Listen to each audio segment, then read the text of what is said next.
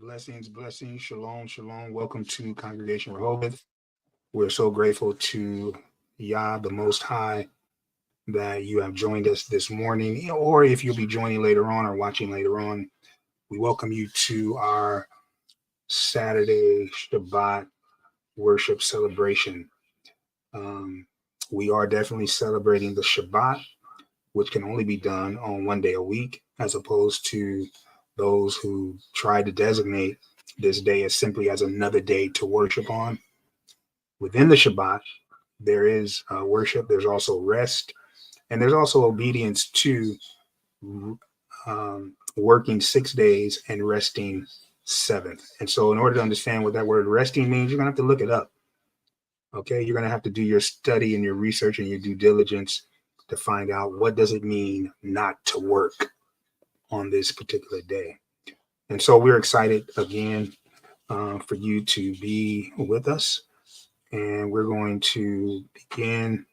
And I always like to offer music, worship, get our minds ready from being bombarded all week with the world's noise. And we need to definitely hear from Abba Yah. And so the music that we're playing today, I love it, but we don't have the rights to it. And so the music that we'll be playing, we do not own the rights to this music. And so that is just simply to make sure that we are giving credit to the artist, and this is not our original music. All right, blessings.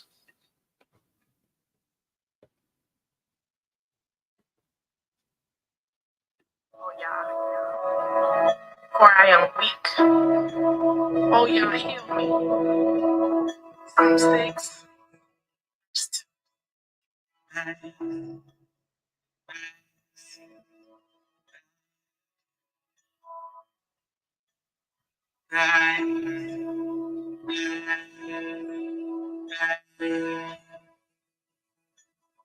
I give thanks.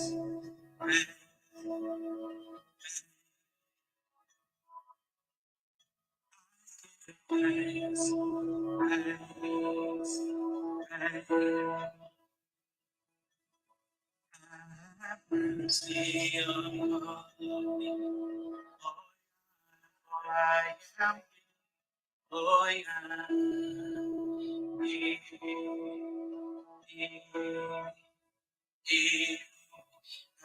Have mercy on oh I am weak. Oh yeah.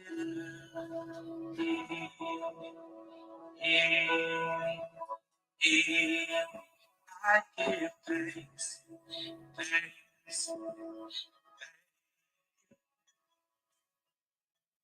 Give thanks. Thanks. Thanks. All I can say is thanks, thanks, thank you. All I can say is thanks, thanks, thanks. Mercy on me, oh yeah, I am weak, oh yeah.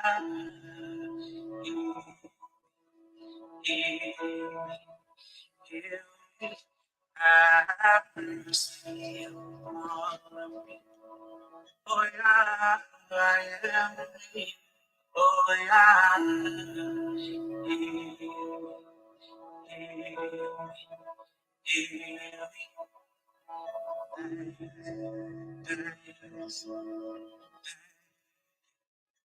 all I can say is thank you. Thanks.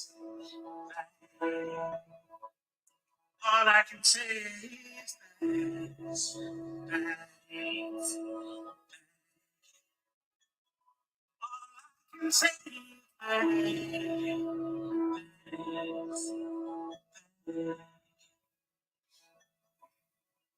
Have mercy on me, oh, for I am weak, oh yeah.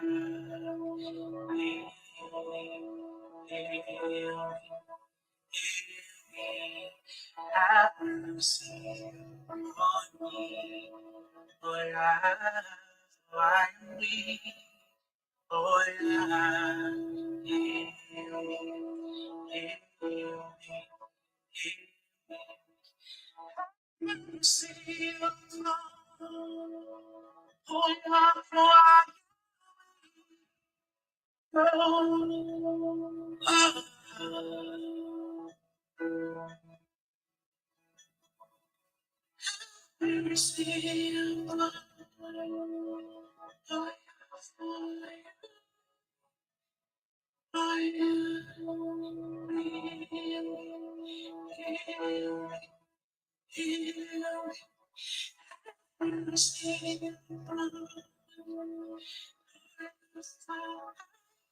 me.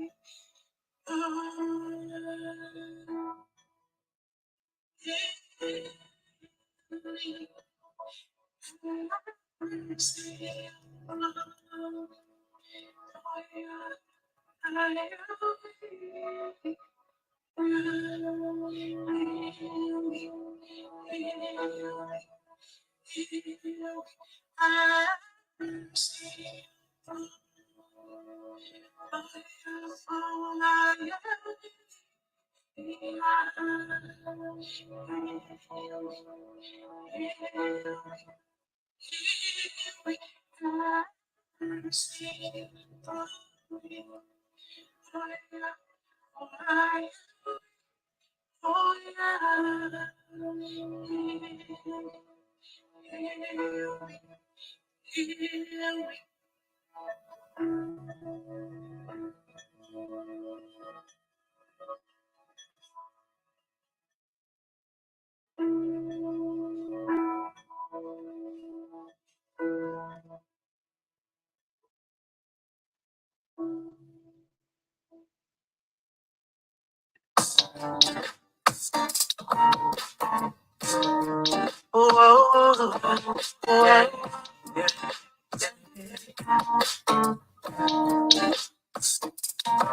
I gotta thank Yahweh for being chosen seed of Israel. Anticipation of the saints, here I believe the commandments of the God and the faith of my Shia. Oh, yeah. I gotta thank God for being the chosen seed of Israel. Anticipation of the saints, here I believe the commandments of the God and the faith of the Mashiach. Oh, yeah. Whoa. I'm here to encourage you, brothers and sisters, trying to paint to you a better picture. Everything I say, I back it up with the scriptures to get you out the matrix. It's been over 400 years of life. You gotta open up your eyes. 'Cause there's so many reasons we in captivity. You gotta flee from the heathens. There is hope in our future. Even though they try to do us in, but we live to fight another day. And just here to y'all, we'll be praying for y'all who are there. Thank y'all for being the chosen seed of Israel. Israel.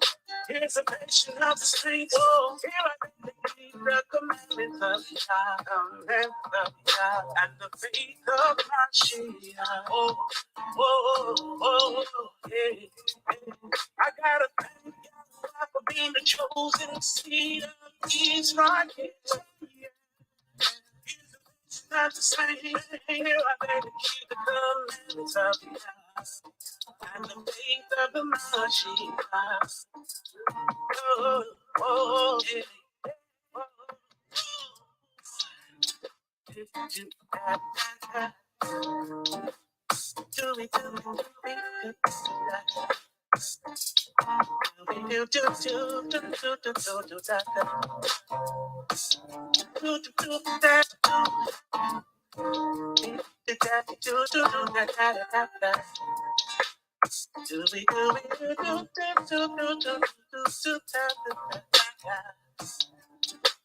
We've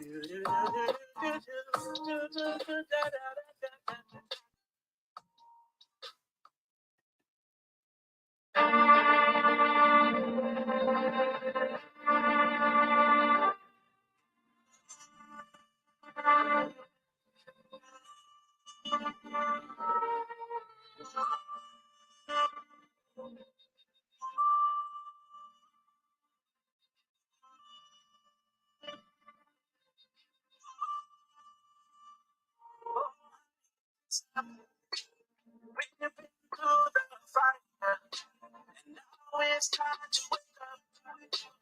We're to go higher. From standing rows, starting rows,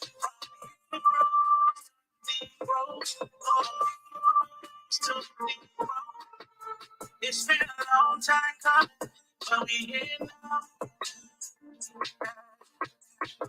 Scattered all around the world, it's up the nation. We was by the way, across the Atlantic slave. Yeah, became in disguise with their their intention was evil for sure. What could do such a thing like this? Yeah, stacking humans on top of each other, ripping children from their mothers, making an example of their fathers. Oh, honey, this up? We've been through the fire, and now we're about to go higher. From standing rows, starting rows, sometimes it hurts so bad. The situation of my people, it's sad. They move around like a walking dead. No assurance of their life could they live with fear. Oh, I know hurts people. They always have to find those people. And shaking at those people. Every nation hates those people. We hear now. Step by people. We coming to our heritage. Better wake up, this ain't no fairy tale. Start throwing out the teas. You know what it's really means. We are ready for honey. It's up, it's up. We've been through the fire, wake up, we're about to go higher. Starting running, starting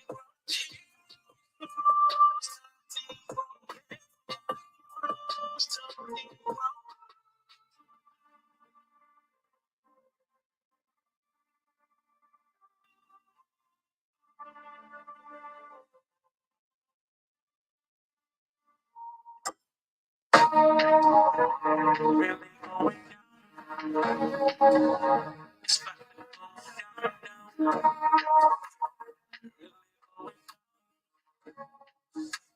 It's about to go.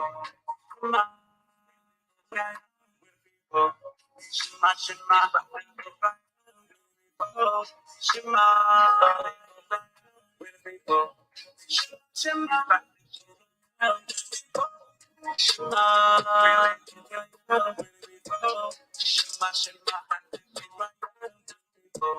Shema,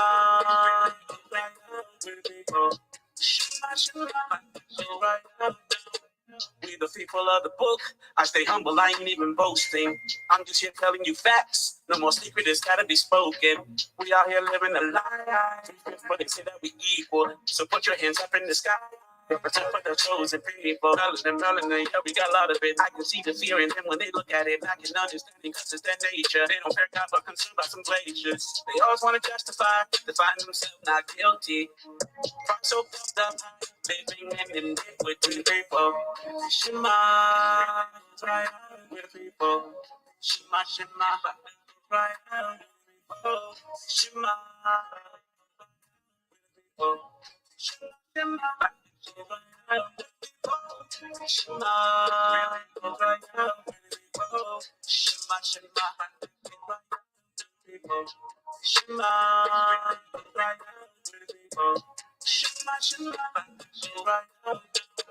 read the people that they took.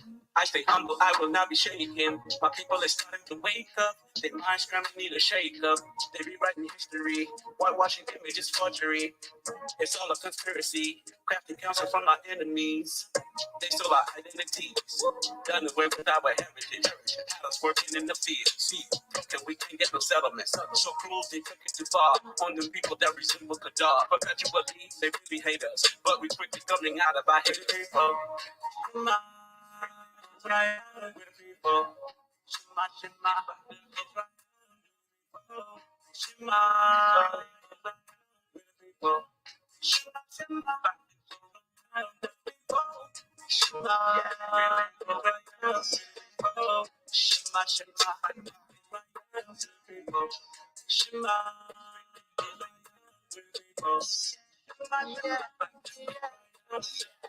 Shouts out to my people. Miserable and straight hallelujahs. 400 years, better let it move you. Messiah coming, better let it soothe you. Whoever knew we would be great. On the slave ships, we were stowaways. Never made sense that we were throwaways, but it makes sense we hit fadeaways. Serving the ultimate power. The most high, get them hands high. Spending the ultimate hour. Same people in that manner. We gotta get that bread. King of race lines, carry no manners. This is true now, Lord in my head. Ironic, we grew up in wars. Project Burrows in the ghetto. Between us, there's always a war. Check out Kings and the Chronicle. Brothers overseas, same movie. Escape out of their trying. Worship and praise out of our caves. Dancing is all in our people. All right, all right. Blessings, blessings, blessings, everyone. So good to be here once again. I'm glad you joined us this morning for our Shabbat celebration. Hopefully, I gave you guys enough time to go grab what you need to grab to participate, to actively participate in your learning and your growth as a human, to know what you believe and why you believe it, or to know why you don't believe. All right. And we are excited about what's going to go down today. Man, and I don't even know if I'm going to get to everything. But today on this, man, didn't February fly by? And I know people say, Black history, 360 and whatnot. But, let's really break that down. I mean, what do people really do for so-called Black history? You wear like a little shirt, a pin, some kind of button. It's basically a fashion show to see who can wear, the most exotic. We dress up like it's Halloween. Pretty much. I mean, what do we do? What did we do for the community? What did I do? Okay. I know what I did. I had a choice to make, and I believe I'm investing in a young man. I could have took the easy route and had a cushy little job situation working with middle school kids or whatnot, but I chose to do something a little bit more, I wouldn't say intense, but more intentional, by working with a young man. Yeah. And so that's where I'm at with it. It's not on a big scale. And also, I've been doing, other things as well. Not to mention bringing this truth every single week, 3 times a week on Tuesday nights, our Bible study. If you don't know, now you know, at 7:30 p.m. We have our prayer meeting at 7:30, and Bible study starts right at 8 p.m. on Tuesday night, 7:30. And then on Thursday nights at 7:30, we have our parashah discussion, conversation, where we discuss a portion of the Torah, Haftarah, and the Brit Hadashah. And then here on Shabbat, every single week at 10 a.m., we are diving into the Torah. And so we're putting it down every single week, man. And, a lot of people can't handle that because I'm in your face with it. I'm not holding any punches. I'm not afraid to speak the truth. I'm not afraid to challenge you, to challenge our culture, to challenge the normal mode of life, or the Sitzenleben of life. And so that's what you're going to get if you tune in to Congregation Rehoboth. You're going to get the truth unedited. Okay. And so that is where we are with it. You're going to get the Bible's voice, underground truth in an opinionated world. And that's what you're going to get from me every single time you interact with this ministry. Every single time you talk to me, every single time, unedited, underground truth in this opinionated world. And so everybody has an opinion, right? I figure I sprinkle a little bit of truth with everyone else's opinions. All right. Instead of me going all into this deep, introduction like I usually do, I'm just going to jump right into the word of Yah today. So turn with me to the book of Genesis.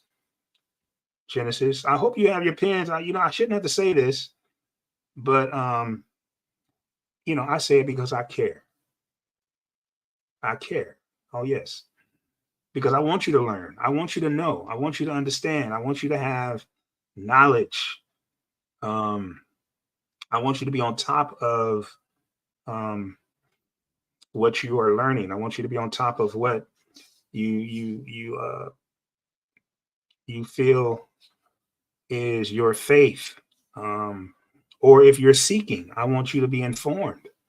If you're not seeking, I want you to be informed. I want you to know and understand the words that are coming out of my mouth. All right. And if I say anything that is a mistake, charge it to me. If I say anything worthy to be held on to, give credit to Almighty Yah. All right. First, we're going to look at Genesis. Genesis is on there. It's on your screen.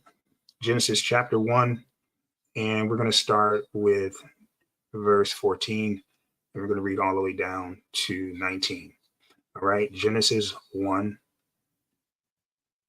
verse 14. And we're going to be reading all the way down to verse 19. All right. Let me make it larger so everybody can get a good gander. All right. Genesis 1:14. The word of God reads, "And God said, let there be lights in the firmament of the heaven to divide the day from the night, and let them be for signs, for seasons, and for days, and for years." Now, let there be lights. As he says, lights. All right. Very interesting. But above here, he says in verse 3, and let there be light. Now, some people will say, oh, that was the Big Bang. You could say that. I mean, imagine, verse 1 and 2, the earth was darkness. The earth was without form, void. Darkness was upon the face of the deep. And then all of a sudden, let there be light. Boom! Hoo-hoo! That's a big bang, boy. That people can contribute or attribute the Big Bang to verse number 3, and let there be light. Imagine, an explosion of light, right? Just wanted to throw that in. He said, and then in verse 14, he says, and God said, let there be lights in the firmament of the heaven to divide the day from the night, and let them be for signs, for seasons, and for days, and for years. And let them be for lights in the firmament of the heaven to give light upon the face of the earth. And it was so. And God made two great lights, the greater light to rule the day, which we know is the sun, and then the lesser light to rule the night, which we know is the moon. And then it says he made the stars. We're going to come back to that because the study of the stars, not the worship, but the study of the stars is a discipline called astronomy, not astrology, although that is a study within itself. But the study of the stars of Yah's creation is called astronomy. And we're going to be looking at that. We're going to be looking at why did Yah place the stars in the arrangement? Why are they designed the way they're designed? Is there a purpose? What is that purpose? And we're going to dive into that. All right, verse 17, and God set them in the firmament of the heaven to give light upon the earth. So you have three lights, the sun, the moon, and the stars, with the purpose. One of the purposes is to give light upon the face of the earth. Verse 18, here's another purpose, and to rule over the day and to rule over the night, and to divide the light from the darkness. And God saw that it was good. In verse 19, and the evening and the morning was the fourth day. All right. And so, guys, we're continuing in this series called the Shabbat controversy. There's a lot of controversy, a lot of disagreement, a lot of disobedience over, whether Sunday or Saturday is the day to celebrate Shabbat. Notice I didn't say the day to worship. You can worship any single day of the week. You can worship every single day of the week. The question in this particular lesson, lecture today, is not whether we are to worship or not. As humans, we're going to worship no matter what. Whether you believe in God or not, you're going to worship something. We talked about that on Thursday and Tuesday night. And if you read Romans chapter 1, you'll see that if you're not worshiping the creator, then you are worshiping the creature in some form, whether that's yourself, something, or someone else. Okay. And so as humans, we have a God-shaped void in our hearts, and we're yearning to fill that void, I should say, with the worship of Yah. And some of us have chosen to fill that void with the worship of creation or creatures. And so there's a Sabbath controversy or Shabbat controversy that we're dealing with. And so today's lesson is going to be part 11, y'all. Can y'all believe this? I've been going in for 11 weeks on this lesson, and we're still not done. It just keeps going on and on and on. There's so much to deal with. So we're in part 11, Saturday through Sunday. So we look at Sunday through Saturday, which is the week. If you look at our week, the first day of the week is Sunday. The seventh day is Saturday.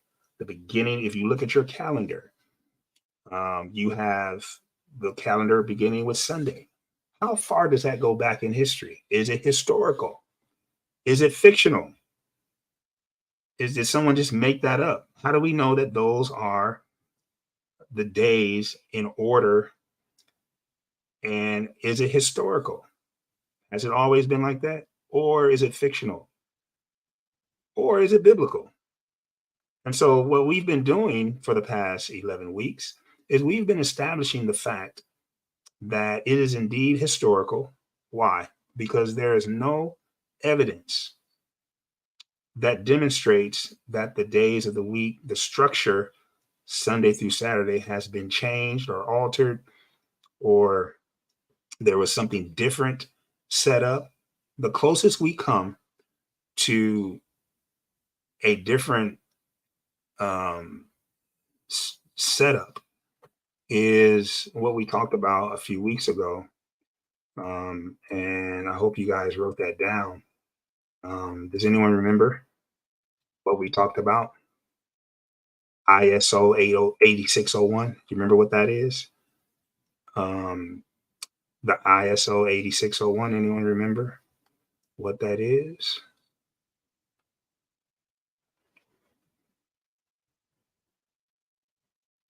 Okay. The ISO 8601 standard of timekeeping. See, you got to get into this stuff. These are the kinds of things that when people start talking, okay, out the side of their neck, they don't know what they're talking about. And it makes me mad because they act like we're supposed to listen to them. Excuse me? What are you talking about? You don't have any reasoning or any kind of research behind what you're saying, but you're mad because I won't listen to your foolishness. Okay, and so the ISO 8601 standard is an international organization for the standardization of timekeeping. And it's an international, they want this to be an international standard setting body that will codify or change. Notice I said change, that will change the pattern or structure of the days of the week from Sunday through to Saturday. And they want to change it from Monday through Sunday.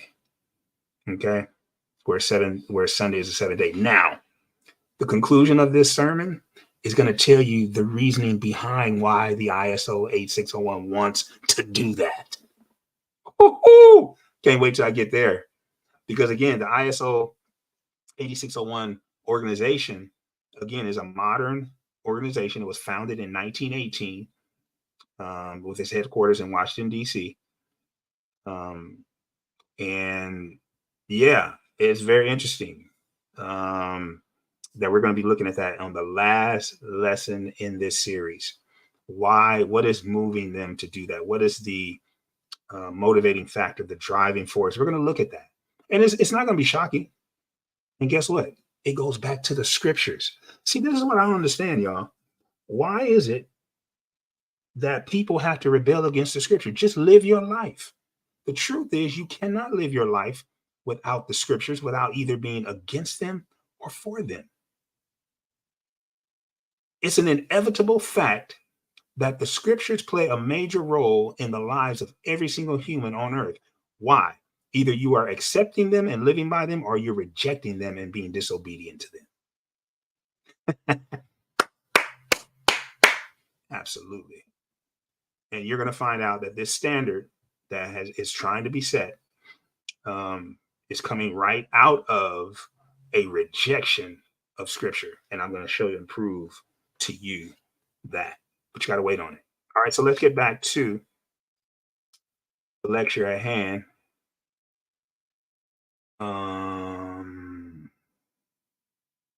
All right.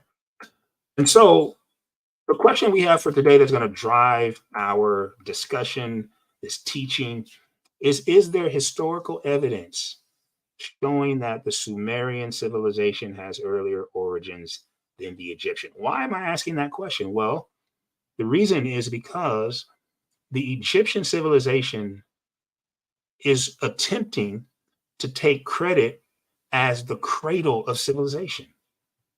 They're trying to establish that the scriptures are not the cradle of civilization, but the fact that Egypt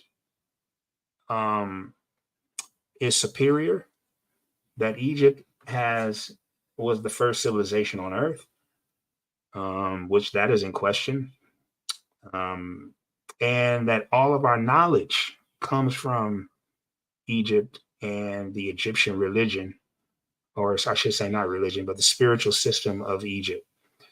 But we have evidence to show something quite to the contrary.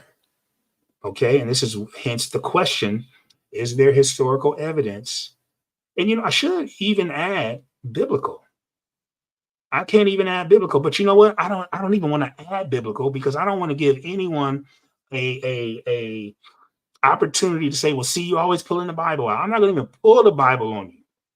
Okay. I'm going to use history. Now, I can use scripture, but I'm not.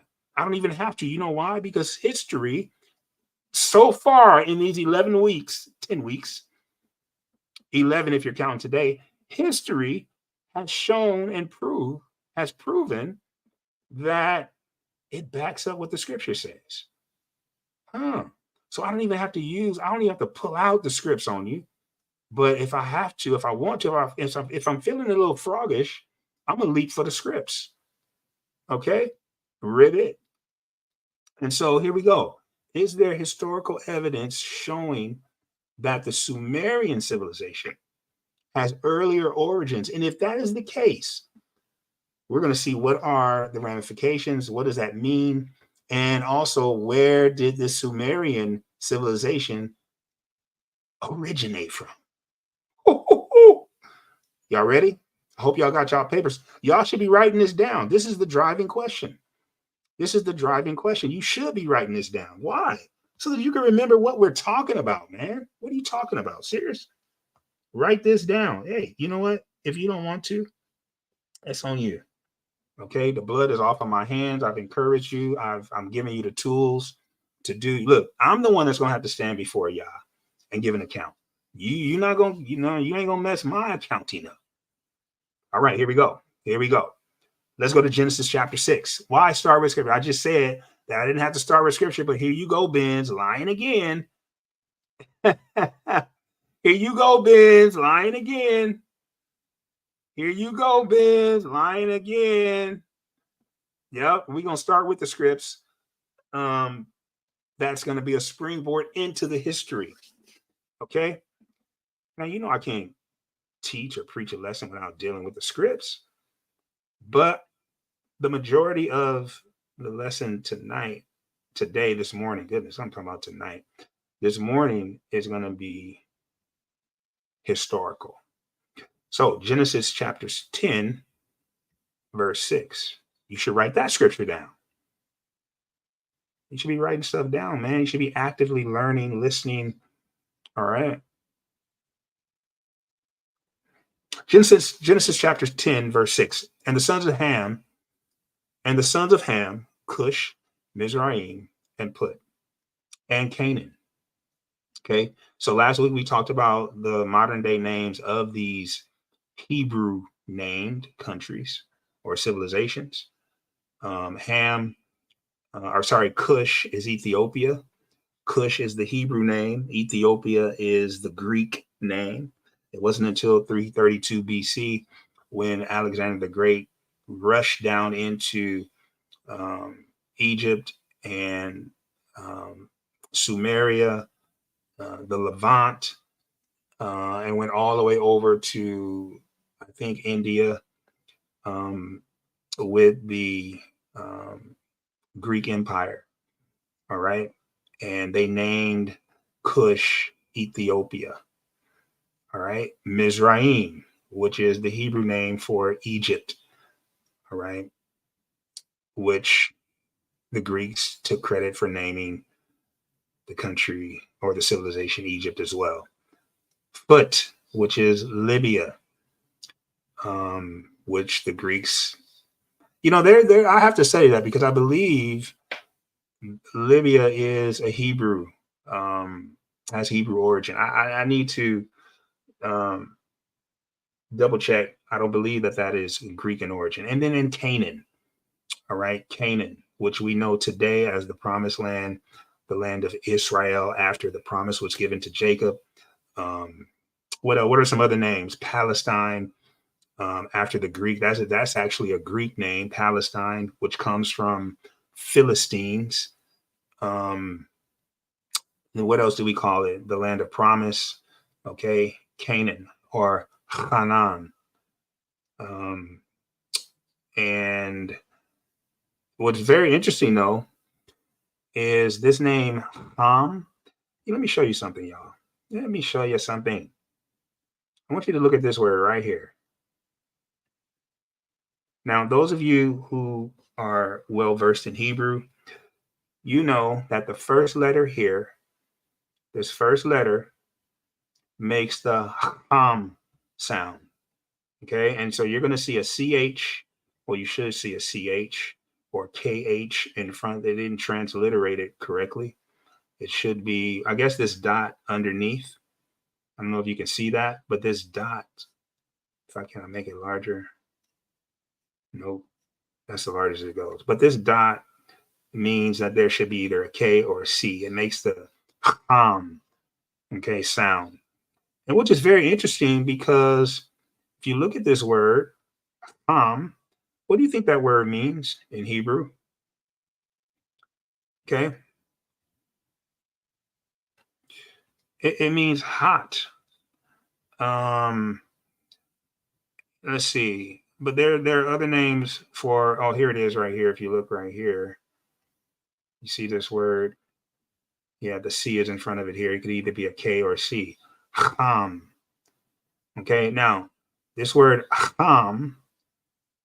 is where we get the word chemet, or watch this, chemistry. Yeah, I know. I know. I know. They lied to you. They lied to me too.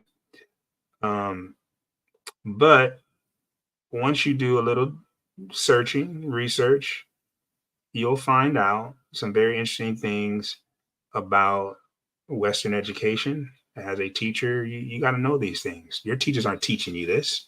They don't even know this stuff. Why? Because they reject the scripture, most of them, 90% of them.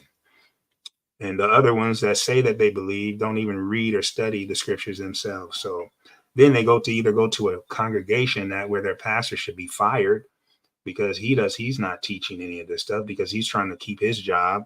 And so he's only going to tell you 10 ways to keep your marriage together or 10 ways to live your best life and give you a motivational speech and send you on your way. So that as long as you have put something in the offering box, you're okay. All right.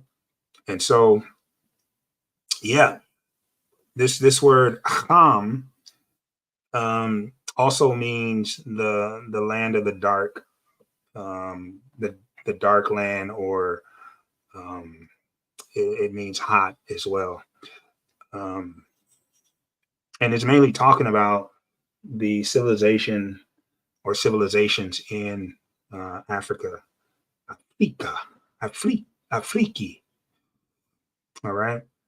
And so let's jump right back in and deal with Genesis 10, chapter 10, 6 through 7. So we dealt with verse 6, verse 7. And the sons of Cush are Seba, Havilah, Sabta, Rama, Sabteka, and the sons of Rama, Sheba, and Dedan. Then it says, and Cush begot Nimrod. Now, Cush had older brothers and sisters up here. I believe these are all brothers. But he had older siblings. All right. And notice this, verse 8. And Cush begot Nimrod, and he began to be a mighty one in the earth. Verse 9. He was a mighty hunter. Can I ask y'all a question? What did he hunt? What is he known for hunting? What is he known for hunting?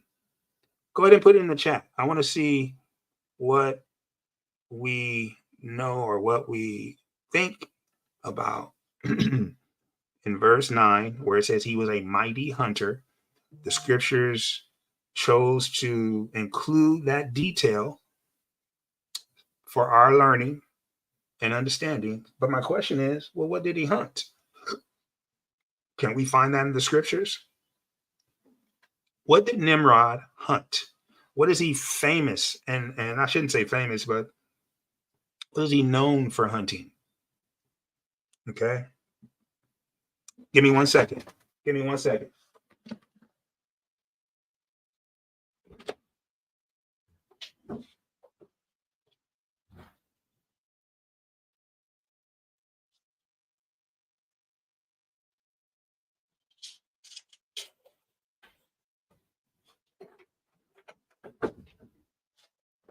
Okay.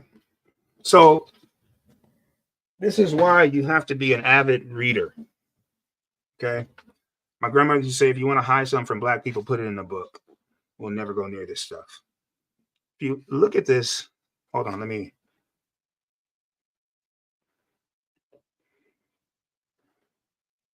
stop sharing this. So if you look at this book right here, it's called, it's by Stephen Merrill, Nimrod, Darkness in the Cradle of Civilization. Okay. So this book is a account of the Sumerian culture that deals specifically and broadly with Sumeria and then specifically with Nimrod. We're going to get to this. We're going to get to this because it tells you what Nimrod actually hunted. And we're going to be seeing in the coming minutes, hopefully we can get to it. We're going to be seeing where this information leads us. All right. And so let's get back to the scripture. He was a mighty hunter before the Lord. Wherefore it is said, even as Nimrod, the mighty hunter before the Lord. Right. And the beginning of his kingdom, notice this, guys. And the beginning of his kingdom was Babel. Okay. So this is modern day Babylon, Iraq. So I want y'all to understand geography a little bit because it doesn't say Egypt. Okay. It's the ancient name for Babel or Babylon is Sumeria. Okay. And so he says the beginning of his kingdom, he was a kingdom builder. The first one to build civilizations and kingdom was not from Egypt, but he was from Cush. Notice y'all. Now Cush, remember, let me show you something. Cush, does anyone remember where Cush is? What country is Cush? Cush means black land or black skin.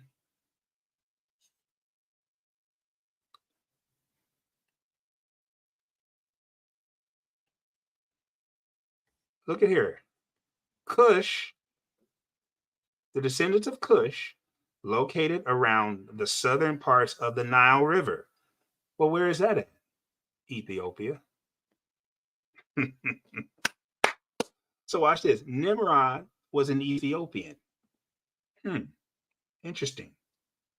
Nimrod was not Egyptian. He was an Ethiopian. Now I want you to please write that down because we're gonna refer back to this statement. I'm making the claim now. Well, I'm not even making the claim. Well, yes, I am. Because I haven't proven it yet. But please write this down. Nimrod was an Ethiopian. That means he was an African, y'all. Okay? He was an African. He wasn't from Europe. He was an African.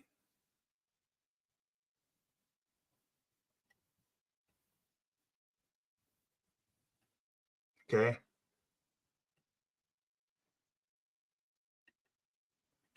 These are fine points that I'm going to be referring back to a little bit later.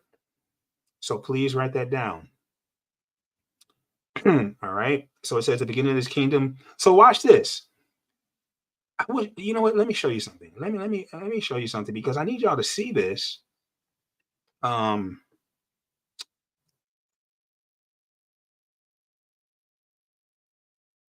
need y'all to see this.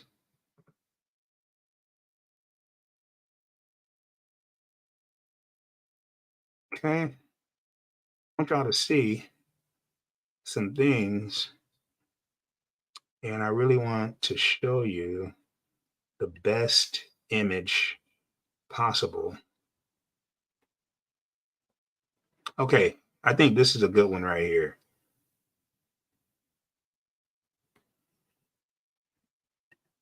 Let me see if it'll give me. Oh, yes. Okay, so I want you to see this. Mesopotamia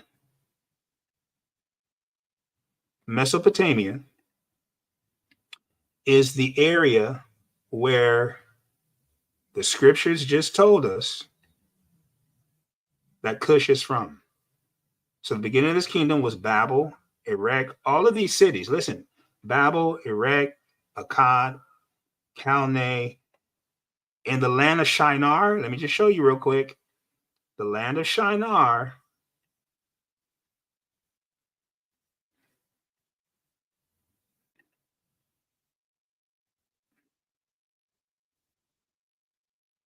is the country of the two rivers.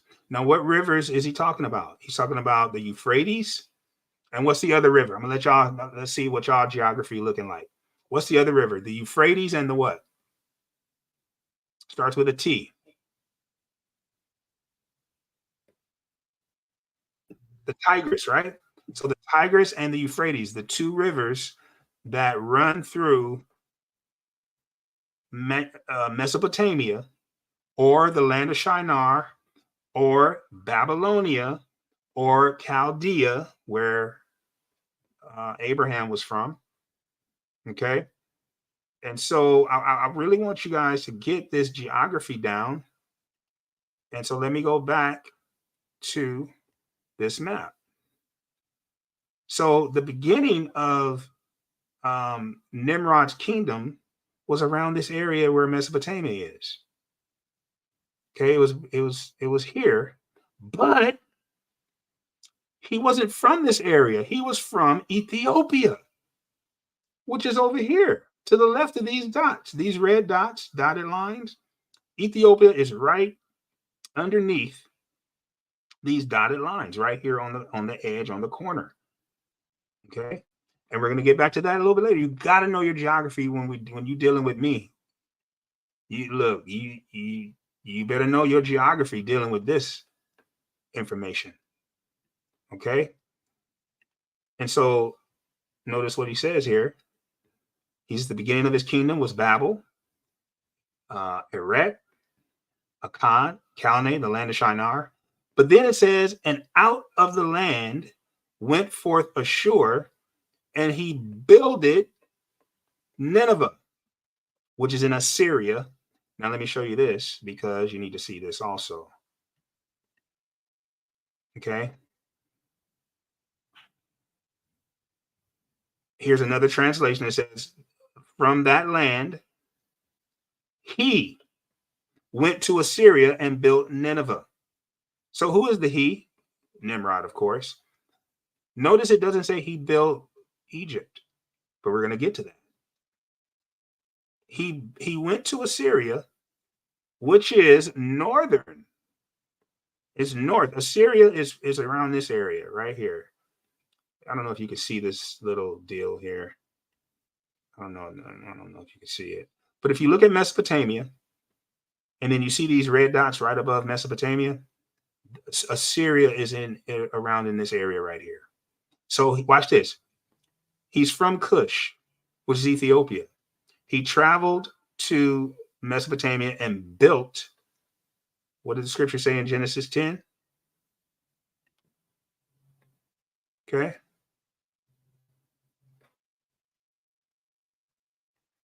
It said he built the kingdoms of Babel, Babylon, Erech, Akkad, Calneh, and the land of Shinar, Mesopotamia.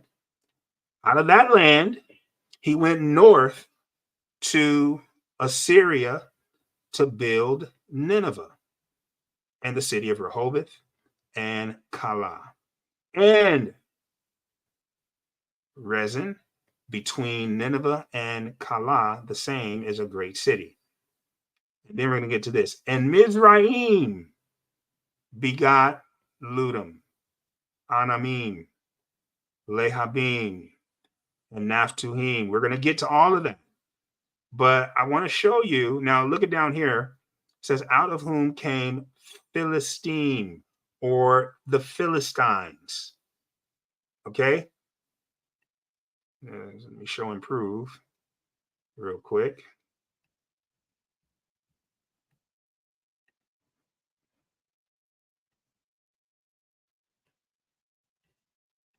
Philistines. Okay. Now, this word Philistine is also the word Palestine. Okay. And Palestine, again, is the Greek name for Philistine. Now, let me share this. Who are the Palestinians, you ask? Who are these Palestinians, you ask? Yeah. Oh, yeah. They came from Mizraim. They're the sons of Mizraim. He begot all of these individuals. Okay. We're gonna get to it. We're gonna get to it. I need to lay this foundation. Okay. And so that was Genesis 10, 6 through 13. And again, here it is right here. I just wanted to show you this. The sons of Ham, Cush again is Ethiopia, Mizraim is Egypt, Phut is Libya, Canaan is Judah, and we gave you all kinds of names. The land of promise, the land of Jacob, or the land of Israel. All right. So let's get back to Nimrod. Have you considered Nimrod? Now, what does all this have to do with the Sabbath or Shabbat? Okay, because it seems like I'm off, but I'm not. And so what we're showing and proving is that Egypt, with its 10-day week called decans, was not the original setup and structure of the week. Again, the 10-day week that was operated in Egypt was a rejection of the 7-day week. And I tried to just show you that by showing you that Nimrod came first. And guess what? The 7-day week was present in Mesopotamia. I showed you that a few weeks ago. Okay, so when Egypt came along, when Mizraim came along, they rejected the 7-day week and added a 10-day week. And this is why I asked the question, have you considered Nimrod? Because he was the one that built Mesopotamia, the land of Shinar, Babylon, where the 7-day week was firmly established. And we're going to be showing you where they got it from. All right. So have you considered Nimrod? And so in verse 9, it says Nimrod was a mighty hunter. I asked you guys, what did he hunt? That's going to be an important question that we're going to get to later, which is coming out of this particular book right here. Okay. I don't know if you can see that, but it's coming out of that book. We're going to get to that. Now, I want you to do this. I need you to do this. I need for you to make a T-chart. You know what a T-chart is. Now, see, some of you are like, dude, do we have to? Yes, you should. Yes, you have to. A T-chart on your paper. Why are we doing this academic? Because this is an academic lesson. This is not some feel-good. You're going to feel good, but this is not a feel-good message. Now, I don't know if you can see this. Let's see. Where's my marker? There you are. You come here. Come to Papa. I'm going to show you this just in case you're like, what is a T-chart? I don't know what the heck. What is he talking about? It's a chart that looks like a cross. It looks like a cross. It's a way of organizing your thoughts. And so you're going to need to do this. Okay. So on your paper, you should have a T-chart that looks just like this. Okay. On one side at the top, you're going to write Narmer on one side and Nimrod, and I'm going to show you in a second, on the other. Just like this. Narmer on one side and Nimrod on the other. I know you can see the background in this paper, sorry. Okay, Narmer on the left, Nimrod on the right. Everybody should have it. T-chart. Okay. Look it up. Now, why are we doing this? Because I'm about to give you some important information about Narmer and Nimrod. But the first thing you should write is that Narmer and Nimrod are the same person. Whoo, that's going to be deep. Please write that down. Narmer and Nimrod, they are the same person. It's going to make sense later. It's going to make sense. It's going to make sense. Narmer and Nimrod are the same person. All right. Now, why would you say that, Pastor? Okay. So the first thing you need to write down under Narmer, so on the Narmer side,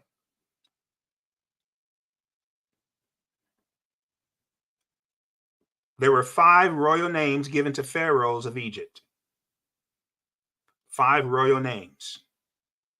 So Narmer was a pharaoh in Egypt. Okay. And he had 5 royal names. Now, do you know why I had you to write this T-chart so large all the way down your paper? Okay, because we're going to take heck of notes. Oh, yeah. Because you need to know that I'm not lying to you. You're going to have this stuff down to go back and check. Did he tell me the truth? Is what he's saying trustworthy? I don't care if it's trustworthy because I want to go back and check it myself.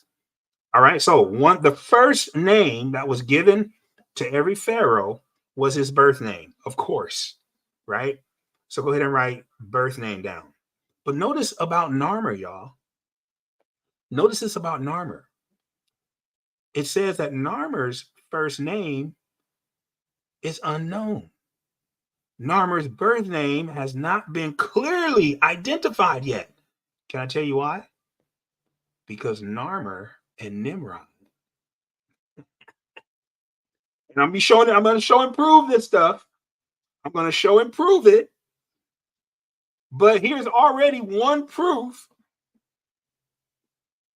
that the evidence, the available evidence, concludes that his name is unclear. His first name, his birth name is unclear. I posit, or I suggest, based on my studies, is that one of the reasons is that Nimrod and Narmer are the same person. Second name that was given to a pharaoh was his throne name. Go ahead and write that down. The throne name. In the Meta Nature, it's called the Nesu Biti.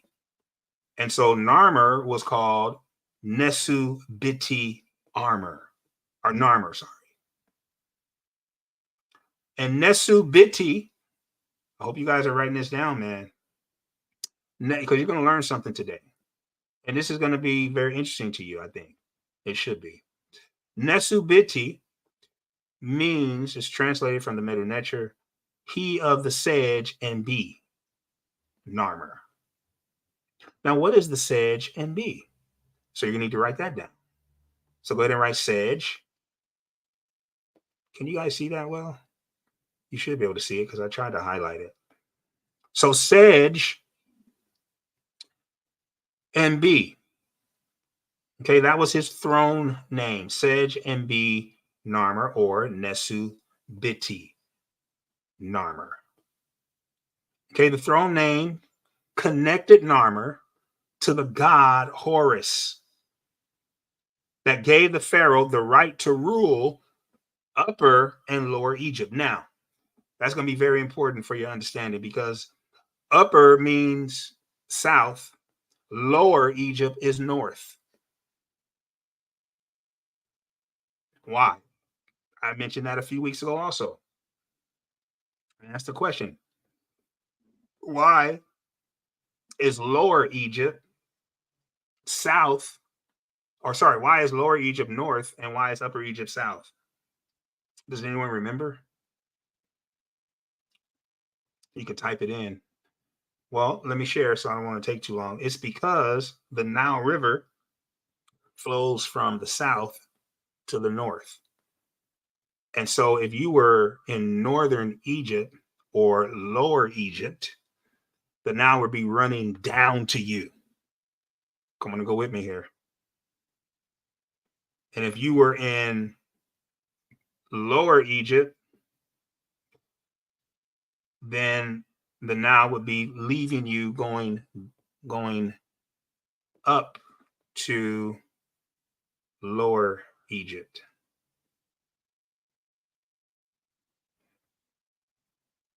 Okay, so Upper Egypt was in the south. So the beginning of the Nile started in Upper Egypt, which is in the south. I know it's confusing. And it flowed down to Lower Egypt, which was in the north. Oh, yes. All right. So let's get it. Let's get it.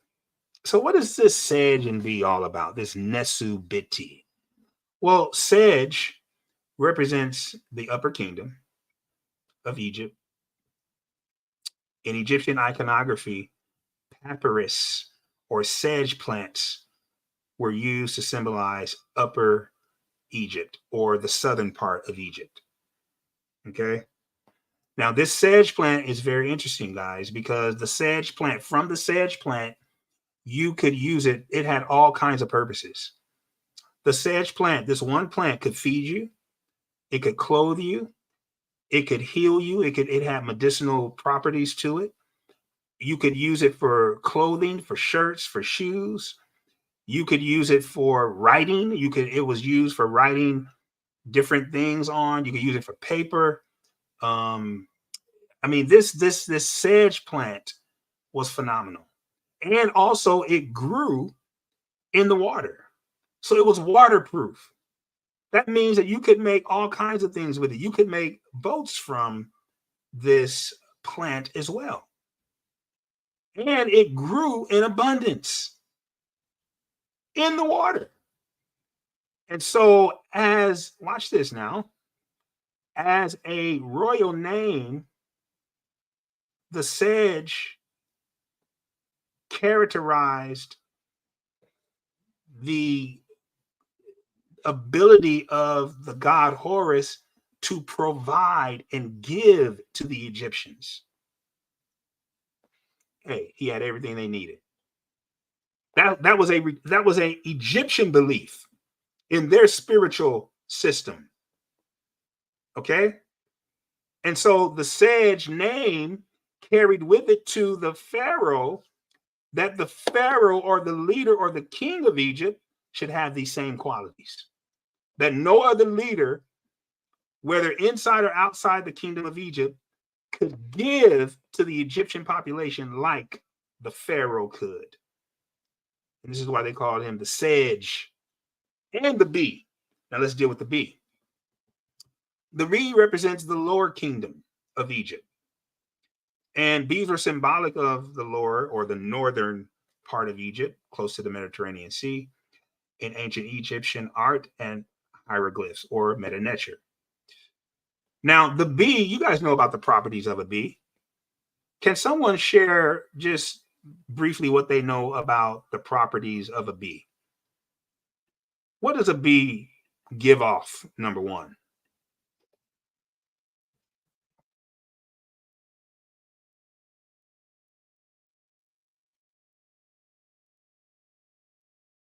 Okay, so bees provide honey, right? And honey has so many different purposes. Honey was used to as a topical preserver, and when they were mummifying people and putting them in the coffin, it preserved the skin. This is one of the reasons why people were able to dig up the tombs of ancient Egyptian royalty and find their entire body still intact, was because of the honey that was used to preserve their skin. All right, it was a preserver. Also, honey is used for medicinal purposes. Also, it was a healer. And many people today, even today, singers, people who are in the choir, people who sing for a living, professional singers, they use honey as a tea for their throat. Okay, it soothes and heals the throat. Can anyone else think of any other properties of a bee that would be important?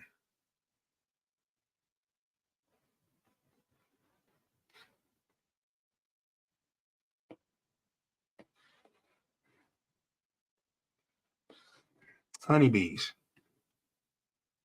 Oh, I see a couple of comments here. Pollination. Okay. Honey. Yep. What's the importance of pollination? What's the importance of pollination? What happens in pollination?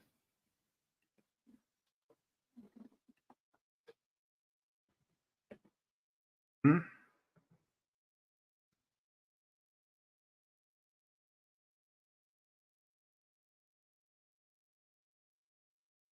Okay, which is pollination is the fertilization process. Okay, seed development, production, fruit production. And so if you apply this to the Pharaoh, we talked about the sedge. Now the bee was a symbol that the Pharaoh was also a healer. The Pharaoh was a preserver of life. That means to protect them in war, to make sure they had enough food, because you could eat honey also. Incidentally, this is one of the reasons why they call Egypt the bread basket of the world. Every time there was a famine in Israel, where did the Israelites go for food? Think of the story of Joseph. Think of the historical story of Joseph. When there was a famine in Israel, he went to Egypt. And I think the scripture says in the book of Exodus, or maybe Genesis, I think, that every nation came to Egypt for food. Okay. And so this was part of the sedge and the bee. And so watch this, y'all. When you combine the sedge and the bee together, he of the sedge and bee means that the Pharaoh was essentially declaring himself to be the ruler of the sedge, again, which is Upper Egypt, okay, and the ruler of the bee, which is Lower Egypt. And so the Pharaoh was essentially declaring himself to be the ruler and, watch this, and the unifier of Upper and Lower Egypt. Whoo, that's deep. That meant that he was now the one individual who ruled a unified Egypt. Okay? And you could only do that with the power of the sedge and the bee. And we're going to get into that. I'm going to show you something specifically about that. He also had a Horus name. Okay? And so they called him Hor Narmer. It means Horus is Narmer. Okay? Which further linked the Pharaoh, in this case Narmer, to his authority. Watch this, guys, to the falcon god Horus. Oh my God, we're going to get into this. Okay, so he had a Horus name.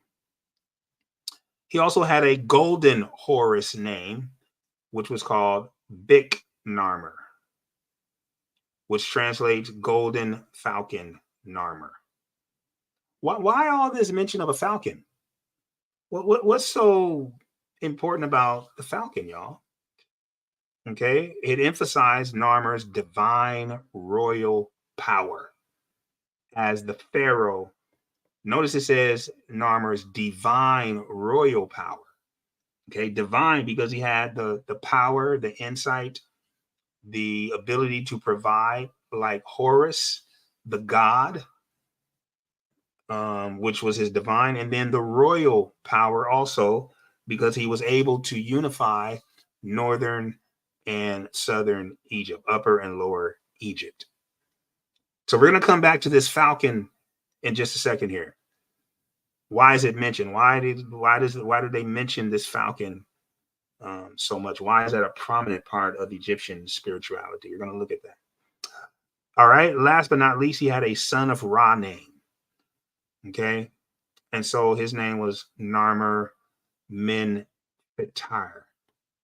Narmer Min, not Fetire, but Narmer Min Fetire. Translates to Narmer, lasting is the justice of Ra in Meta-Neter. Okay, connects Narmer with the rule of Yah, our rule of Ra, the Egyptian solar deity. Now, Ra or Re, some people pronounce it Ra or Re, he is the sun god. Okay, so we're gonna look at this falcon real quick, but let me show you what the golden horse name meant. Remember, I said I was going to go back to the golden falcon Narmer. It emphasized his divine power and royal power, his divinity and royal power. So if you look in the middle with the white crown in the middle represented Upper Egypt. Okay, that meant that you were ruling. Remember, Upper Egypt is south. Upper Egypt is where the Nile flowed down from. That's why they say upper. Okay, so Upper Egypt, I'm going to be showing you in a map, but Upper Egypt, hold on, let me show you real quick. Where is my map?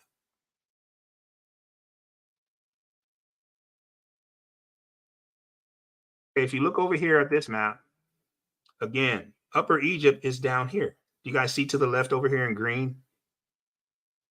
Upper Egypt is down here. Why is it down here? Because again, the Nile flows from Upper Egypt down to Lower Egypt, which is by the Mediterranean Sea. Okay? And so if you were in charge or ruling Upper Egypt, that meant you were ruling an area close to Ethiopia. Remember, Narmer or Nimrod, remember I said they're the same person? They are Ethiopian. All right, now look at the hat on the right. Look at the crown on the right. That represent Lower Egypt, which was in the north, close to the Mediterranean Sea. And so you had a ruler of northern Egypt and southern Egypt. But watch this. Look at the hat on the left. A unifier. That's why it's called the Golden Horse name. That's why they gave him the Golden Horse name, the Golden Falcon Narmer, because it represented a unification of Upper and Lower Egypt. Are y'all with me? Y'all following me?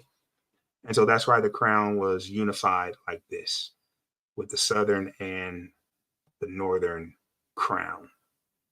Okay. And you can see a picture right here. This is the Narmer palette. And I took a part of the Narmer palette just to show you the crown.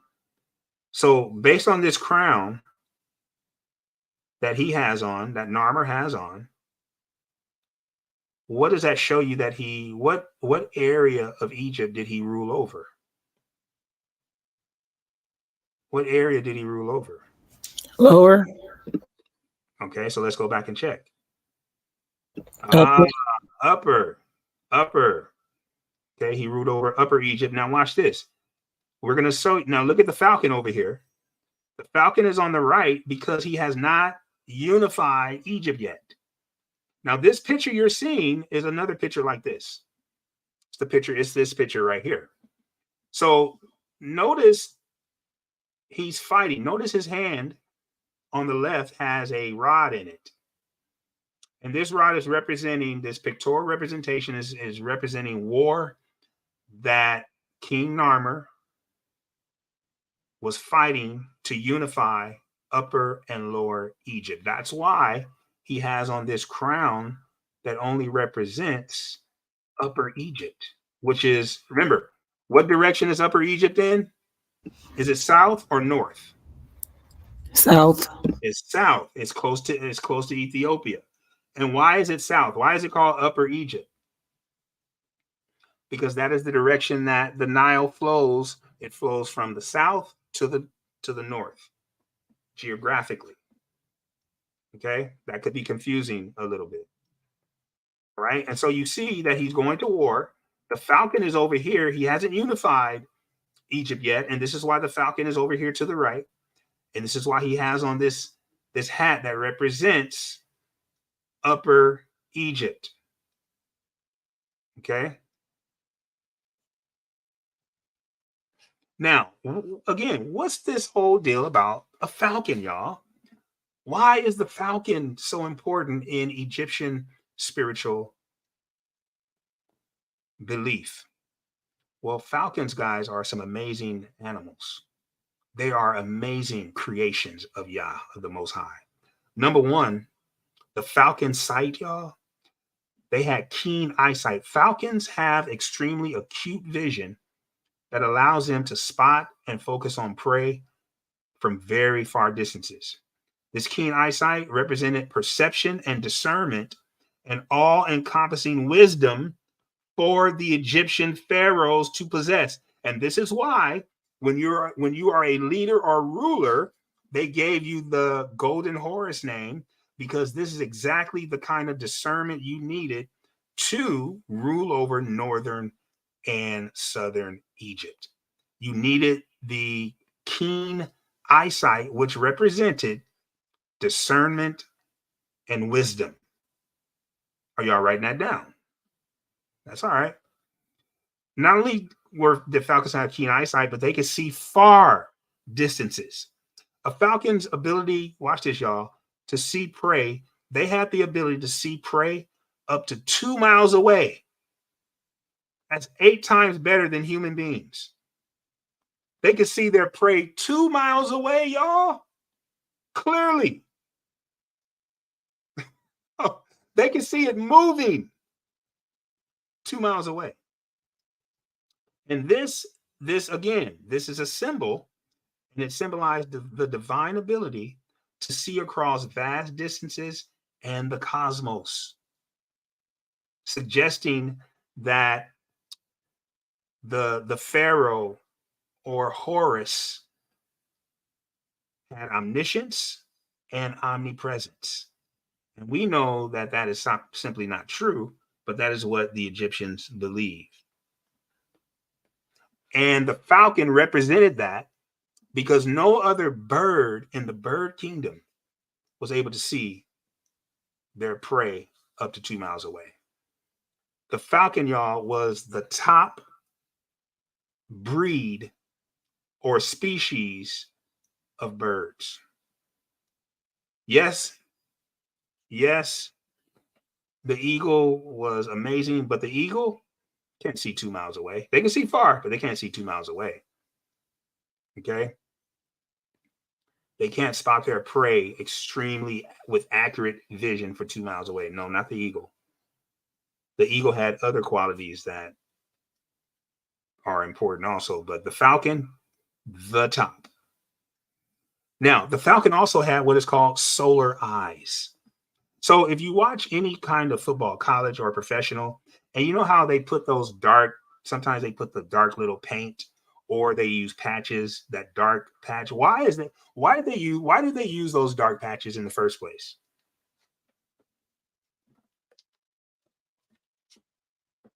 Well, of course, it's to block the sun, right? It's to deflect the sun out of their eyes.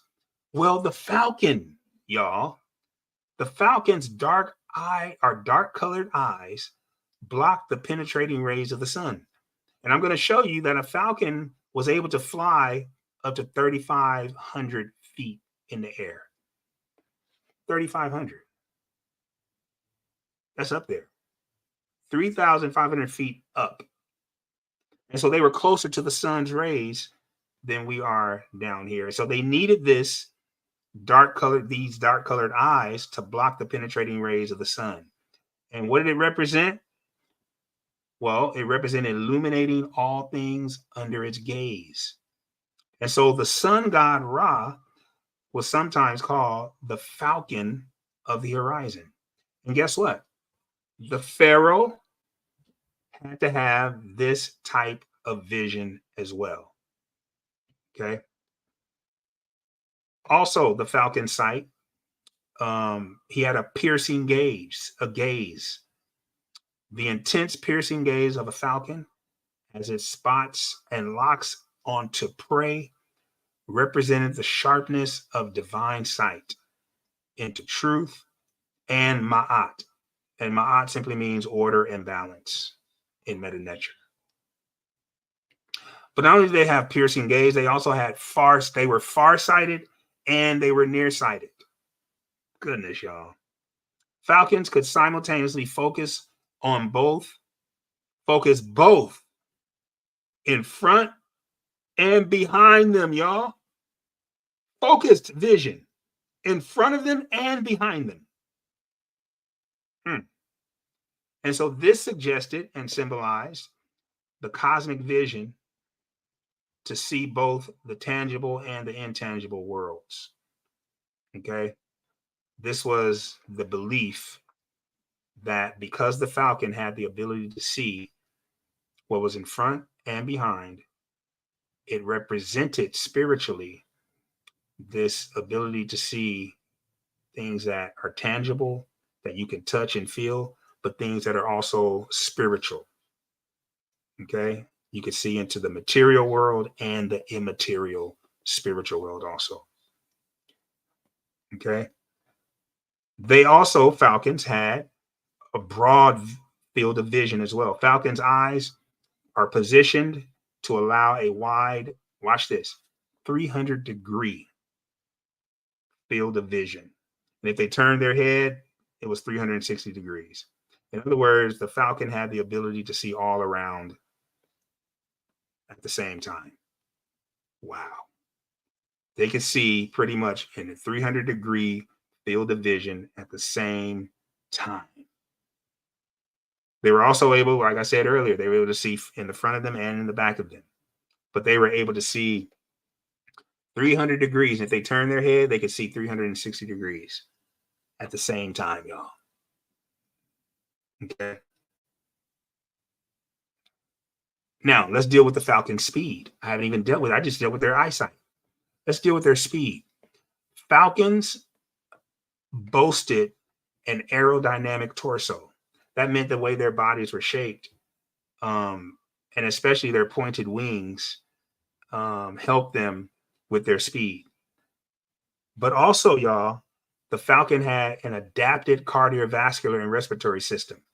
Do you know how many times that a falcon's heart would beat per minute? 600 to 900 beats per minute. Well, what did that do? That allowed them to flap their wings up to 4 times per second. What? Without getting tired. Okay, that is crazy. A falcon could flap their wings 4 times in 1 second. Why? Because their respiratory system allowed their hearts to beat 600 to 900 times per minute. Do you know how much oxygen they would be pumping into their entire bodies at one time with this cardiovascular and respiratory system, with their heart beating and pumping blood, which carries oxygen to all of their organs, their muscles, so that they could flap 4 times a minute? Amazing. God's creation. Falcons, watch this, have been clocked. We're talking about their speed now. Falcons have been clocked at reaching up to 200 to 300 miles per hour while diving for prey. So while they were diving for their prey from a distance of 3,500 feet in the air, they were able to reach and hit up to 200 to 300 miles per hour, making them the fastest recorded animal ever in the history of animals. Shit. Okay. And as I also mentioned, falcons had soaring ability. So not only do they have sight, not only do they have speed, but they also had the ability to soar at heights and altitudes of over 3,500 feet. Initially, before diving, the falcon brings its wings close to its body. And right before they were ready to dive, at about 200 to 300 miles per hour, and bringing their wings close to their body gave them the ability to be aerodynamic. And so if you want to read about that, you can look at this article. It's called Flapping, Soaring, and Diving. It's from the Encyclopedia Britannica. Can someone tell me what kind of source this is? Oh, I'm testing you now. Can someone tell me what kind of source is the Encyclopedia Britannica? It's a tertiary source. Okay. And so I'll put this, if you want to read through that, I'll put this, give me a second. I will put this in the chat so you can read through that. If you're interested, if you don't want to, you don't have to. If you want to, here you go. That's where I got the information from. All right. And so you could see why. Uh-oh, look at this. Uh-oh. What do we have here? We have a Falcon and the B-2 bomber. Oh, why would the U.S. design one of their most powerful, I should say the most powerful and aerodynamic bomber planes, cargo aircraft of weapons of mass destruction after the likeness of the Egyptian pharaoh? The Egyptian Falcon. Huh. Do you not know that the B-2 bomber, y'all, it could fly under the radar, or it could be stealth way up in the air where they could drop from safe distances from other planes, from other aircraft, from other missiles. They could be stealth. Did you guys see that movie Stealth with Jamie Foxx? They were flying the B-2 bombers. And if I'm gonna look at that movie again because now I have a new appreciation for this movie in 2005 came out with Jamie Foxx, and they were flying these stealth B-2 bombers. Do you know how much a B-2 bomber costs to make? About 135 million. It's just 135 million. That's a lot of money. But these B-2 bombers, y'all, they designed them after the Falcon. Okay. And so if you recall in the movie, these stealth bombers look something like this. I could get it up here. They look something like this. Okay. That was your stealth bomber from the movie Stealth. And they looked just like the Falcon. Just like the Falcon, with its aerodynamic design, the ability to fly high. Falcons can soar at 3,500 feet. The stealth bomber could, they could be so high. I'm not sure how high a stealth bomber, miles in the air. Okay. Maybe somebody can look it up. How high can a stealth bomber, how many miles are stealth bombers able?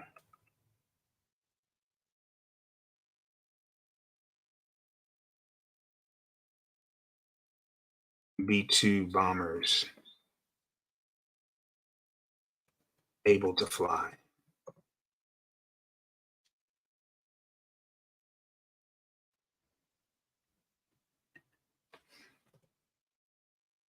Okay, that would be something interesting to find out.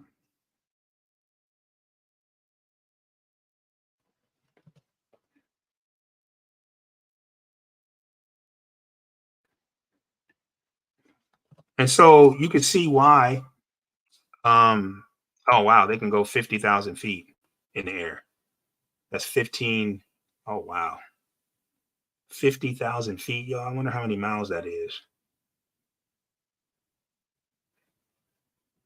That 50. It says here that a stealth B-2 bomber can perform attack missions at altitudes of 50,000 feet. How many miles is that? Up. That's crazy. You can't even see it at 50,000 feet. That's why it's stealth. And watch this. The Falcon is a representative of this powerful ability that goes far beyond any other bird in its family. And can you see why the Egyptians used the falcon heads as a representative of divine power and ability? So statues of Horus often portray him in a formal, commanding pose, reflecting his regal status and authority. The use of the falcon head with its sharp beak, which incidentally was used as a weapon as well, an intense gaze conveys a sense of power and vigilance. This imaginary bird is a potent reminder of God's celestial power and the Pharaoh's divine mandate to rule. So all the characteristics and qualities of a falcon were observed by the Egyptians. And out of all the birds they observed, they chose the falcon because of its unique qualities and abilities to represent the head of their country and their spiritual system, and to serve as their god Horus. And I wish I could read Meta Netra, y'all, because on the right side of this, it's telling you a story, but I can't read Meta Netra, so it's coming though. It's coming. Now, having said all that about the falcon and the gods of Egypt, go with me to Exodus chapter 12. Yeah. You know I got to throw this in. Exodus 12. Now remember, Exodus 12 is dealing with the first Passover, is dealing with the death angel, is dealing with, the Israelites being saved from the death angel. They had to kill a lamb and put the blood on the doorpost. You guys know the story. But verse 12 says something powerful. It says, the Most High, he says, I will pass through the land of Egypt this night, and I will smite all the firstborn in the land of Egypt, both men and beasts. Now watch this. This is the powerful part. And against, hold on, I did something. He says this, and against all, not just some, but all the gods of Egypt, I'm going to execute judgment. My goodness. So he's saying, I don't care if you have created a symbol using my creation, the falcon. He says, I created the falcon. So if you watch this, get this understanding. If I created the falcon and you're worshiping the falcon, you ought to be worshiping the creator instead of the creature. Come on and go with me here. Come on and go with me, guys. That's what he says. I'm going to execute judgment on all the gods of Egypt. Why? Because the Most High wanted to show you that he is the most powerful in the universe. He says to the Egyptians, you're making a mockery out of worshiping the creature when I'm the one that created the creature. I'm the one that created the one that you're idolizing and worshiping. So he says, I'm going to show you who you should be worshiping. And I just want to stop right there. Has Yah ever done that to you? Has he ever shown you who you should be worshiping? Has he ever pulled the rug out from under your feet and said, you know what?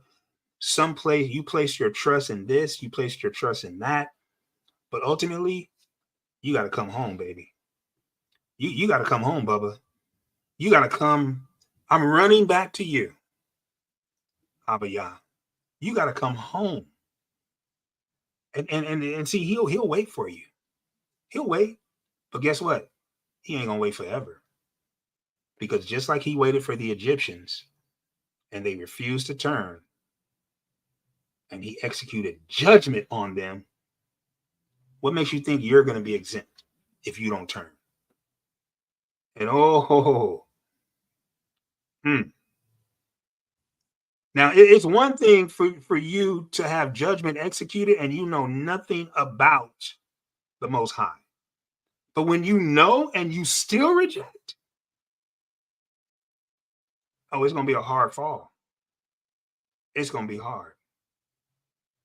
Now let's get back to this learning. King Narmer.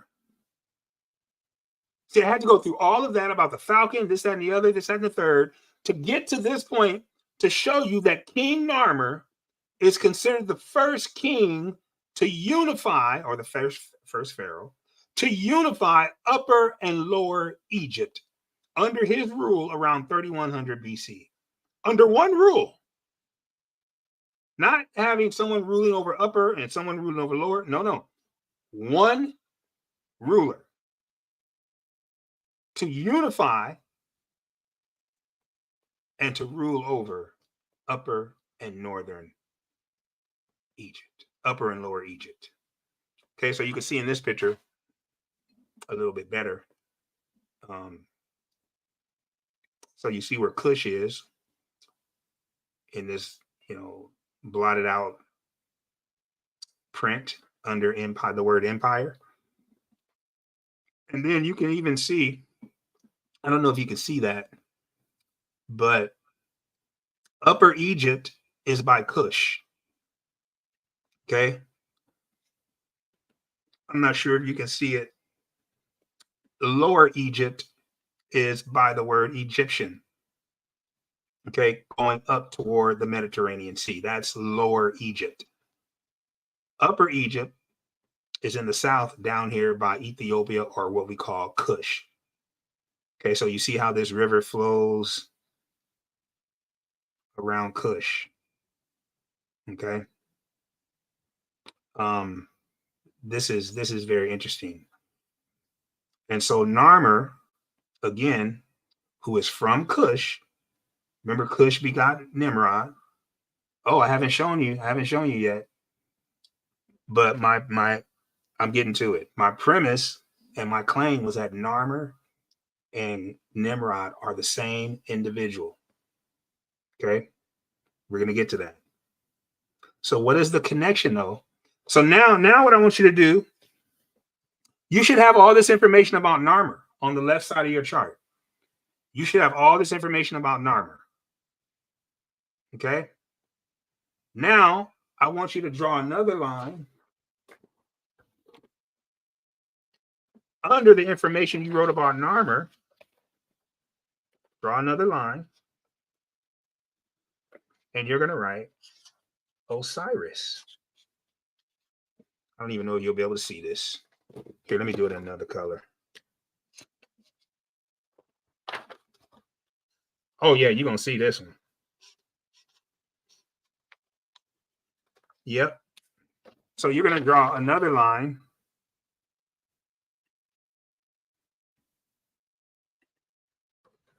So you have Narmer and Nimrod up there at the top. Then you're going to come down and draw another line and write Osiris at the bottom. It's easy. All right. And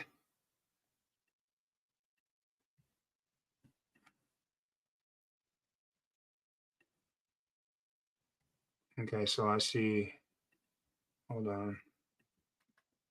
How about the T-chart, Narmer and Nimrod?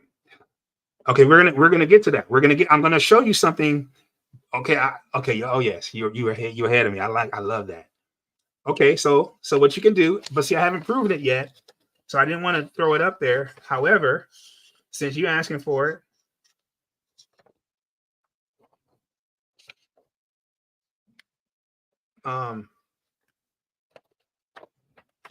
so we've been talking about Narmer this whole time, about how he was the pharaoh, the first pharaoh to unite. He had the characteristics of the falcon. That's where you should be writing all those characteristics, et cetera, et cetera.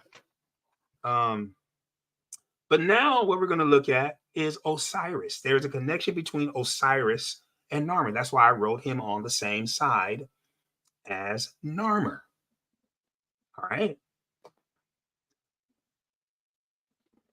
Let me just give you just some proof about Narmer. Okay, so you don't have to write this down, but this is just the proof. Narmer unified Upper and Lower Egypt under his rule around 3100 BC. We said that. This milestone is reflected on the Narmer palette, which I'm going to show you. I showed it to you already, but I'm going to show you again. It's an ancient artifact depicting Narmer wearing the crown, again, of Upper and Lower Egypt and a leopard skin. Please write that down. Please write that down under Narmer. He was wearing the crown of Upper and Lower, and he was wearing a leopard skin. Now, you can find that in T.A.H. Wilkins' book, if you're into books like that, Early Dynastic Egypt. And I have some other sources as well. But this leopard skin, guys, remember we talked about why was Narmer wearing a leopard skin?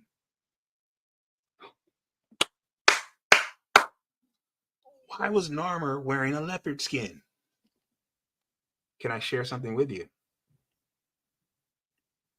Ho, ho, ho. I'm coming. Yes, indeed. Let's go back to Genesis 10. I want to show you something. What I'm going to show you is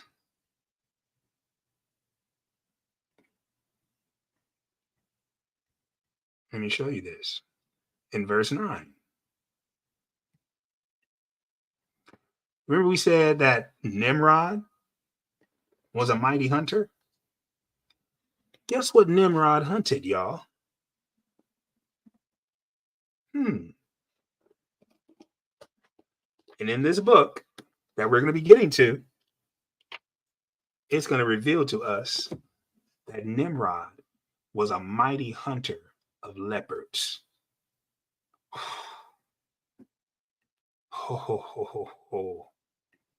Oh, man.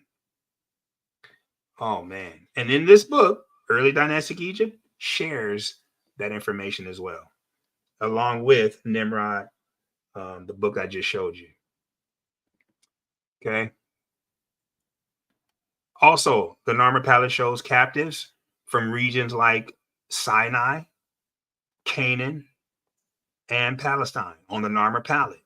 So it shows that Narmer, in order, watch this, y'all, on the Narmer palette, the individuals that he conquered in order to unify Upper and Lower Egypt, they were from Sinai, they were from Canaan, and Palestine. Okay? And if you want to read through that, you can go through the Encyclopedia of Archaeology of Ancient Egypt, and that is by Bard and Schubert, Catherine Bard. Okay? Now look at this. Look at this once again. Look at Sinai right here in the middle to the left. See where it says Lower and Upper Egypt? Look to the right of that, where the Red Sea, this blue little area, right in between is Sinai. Now we know about Sinai because that is where Moshe received the commandments. For 40 days and 40 nights, he was on the on Har Sinai, receiving the commandments. Okay, but also if you look over here, right above Lower Egypt, you can see Palestine pointing over here. So here were captives that Narmer had to defeat from Sinai, which is in Egypt. So there were people in Egypt trying to rule over Lower Egypt, and Narmer had to defeat them. Also, there were people coming from Palestine that he had to defeat. And then Canaan, which is in this same area, that he had to defeat also. Okay, and so there was people from Sinai, Canaan, and Palestine on the Narmer palette. Now look at this Narmer palette. Look at the people that is being shown here. They look like each other, right? Look at them. Look how they painted them. Why would they paint and depict them in that color? Now we know they have white because look at the clothing on Narmer with the hat. We know they have white. Why are they depicting them as brown, dark brown people? Duh. We need to stop with all this foolishness. And so the people of Canaan, the people of Palestine, or the Levant, Israel area, look just like the Egyptians. Come on and go with me here. But you know, Benz, I mean, the people over there now, they don't look like, they look different. Duh. Do your history, dog. We're talking about 3100 BC. Okay?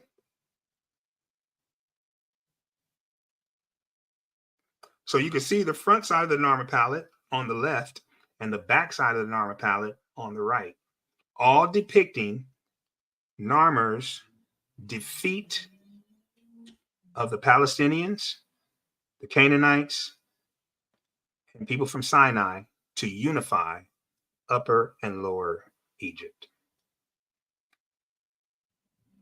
Now, what is the driving force behind Egyptian belief and teaching in Kemetic spirituality? I'm going to stop right here, y'all. I'm going to stop right here. Here it is. Here's the connection between Osiris and Narmer. Here's the connection between Osiris and Narmer. Please write this down. Upon the death of a pharaoh, they were worshipped as a neter, or a god. Upon the death of a pharaoh, they were worshipped as a neter or a god. The word neter in Egyptian is the word God in English. It's translated God. That's why we have the language, which is called the Medu neter. Now watch this. It is my belief that the Egyptians were originally a monotheistic people. In other words, originally they believed in one God. Because it says right here in the name Medu Neter, Medu is the plural for word. So Medu is actually translated as words. Okay, med is word and Medu is words. It's plural. Neter means God. So when you talk about Medu Neter, you're talking about the words of God. Okay, it doesn't say Medu Neteru. Neteru would mean the words of gods or all the gods. It says Medu Neter, which simply means the words of God. This is what's leading me to believe that initially Egyptians worshipped a monotheistic God. Now that makes sense, right? That makes sense because Noah worshipped the one and true God, and he taught his sons to worship the one and true God. Who were his sons? Shem, Ham, and Japheth. Ham gave birth to who? We just read through that, right? Who did Ham begot? Does anyone know? Does anyone remember? Cush put Miss Rain. Yes. And so watch this. And these individuals initially started off with the teachings of their grandfather, Noah. Ham was their father, which passed on Noah's teachings to their sons. But somehow these sons, they got away from worshiping the one and true God. Okay? And so let me show you something.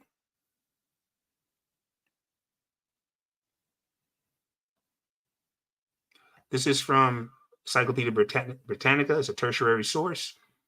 I try to use sources, y'all, that are from the three areas: tertiary, secondary, and primary. It's hard to get primary, but I try. So, mortuary temple. In ancient Egypt, see, again, this is what's driving my thinking. In ancient Egypt, and my claims. In ancient Egypt, place of worship of a deceased king, the depository for food and objects offered to the dead monarch or the pharaoh.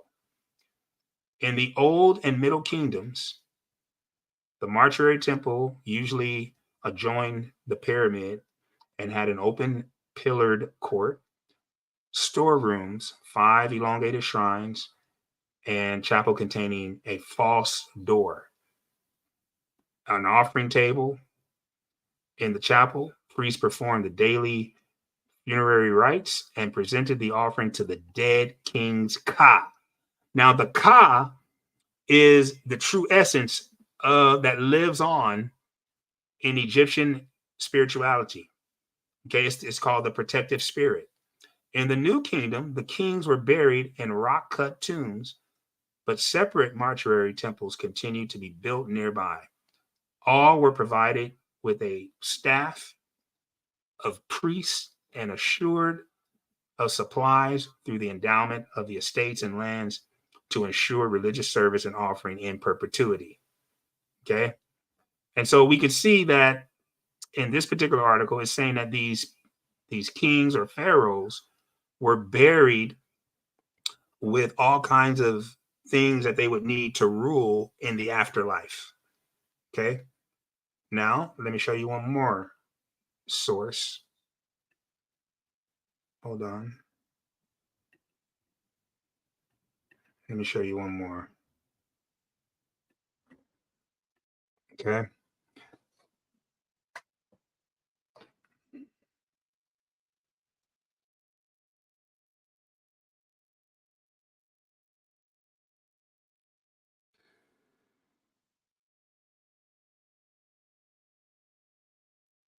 And so we know that the Most High God from the scriptures created the star. We read that in the beginning in Genesis 1:16. He created the stars also, but he didn't tell us to worship them.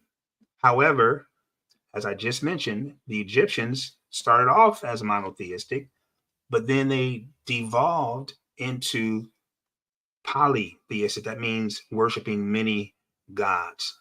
And the stars were one of the gods that they began to worship. Abiyah said, do not worship my creation, worship the creator, not the creature or creation. Okay, so ancient Egyptians thought the stars in the belt of Orion represented the resting place of the soul of the god Osiris. The constellation in the stars is renamed in Greek stories about Orion as a legendary hunter that predates Greek civilization. So what does that mean? Well, the Greeks, when they got a hold to the Egyptian teachings, they labeled the god Osiris, which is a Greek name. The Medu-Neter name is Asar. The Greeks renamed it Osiris, but watch this. They understood that just because they renamed it Osiris, they still kept the meaning of Asar, even though they renamed it Osiris. Are y'all following me? Now, what did Asar mean? Asar meant that he was a legendary hunter. He was a legendary hunter. The Greeks simply put a name on it that represented Greek. They did not change what it meant. They just changed the name. Okay. That's why it says it predates Greek civilization. Now, let's check this out. Okay, this is from Chandra X-ray Observatory, NASA's flagship mission for X-ray astronomy. Okay, so watch this.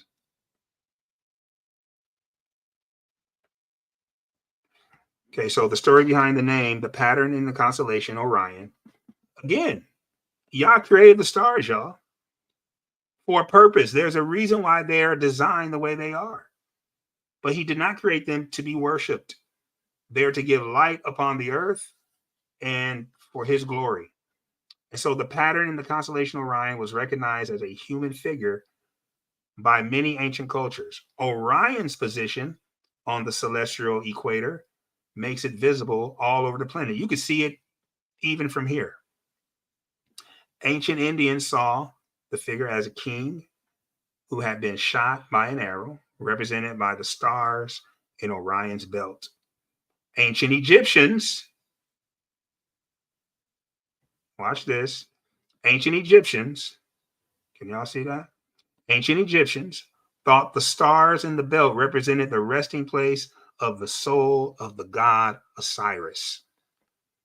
Now, keep that in mind. You should be writing that under Osiris. The Egyptians believed that it was the resting place for the god, for the soul of the god Osiris. Okay? Let me give you one more source because I got to pull this together.